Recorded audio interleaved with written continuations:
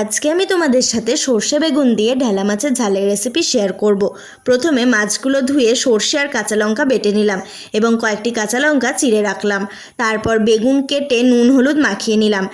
আগে থেকে ধুয়ে রাখা মাছগুলোতেও নুন হলুদ মাখিয়ে নিলাম। এরপর কড়াই গরম করে ওতে পরিমাণ মতো তেল দিয়ে মাছগুলো হালকা ভেজে নিলাম।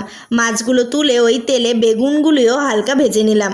তারপর কালো জিরে ফোড়ন দিয়ে সর্ষে আর কাঁচা লঙ্কা বাটাটা দিয়ে হালকা ভেজে ওতে হলুদ গুঁড়ো জিরে গুঁড়ো দিয়ে আরও কিছুক্ষণ মশলাটা কষিয়ে পরিমাণ মতো জল আর লবণ দিয়ে ঝোলটা ফুটে আসলে আগে থেকে ভেজে রাখা মাছ আর বেগুনগুলো দিয়ে ওপর থেকে কাঁচা লঙ্কা ধনে পাতা আর সর্ষের তেল ছড়িয়ে কিছুক্ষণ লো ফ্লেমে ঢাকা দিয়ে রেখে দিলেই আমাদের ঢেলা মাছের ঝাল সম্পূর্ণ তৈরি।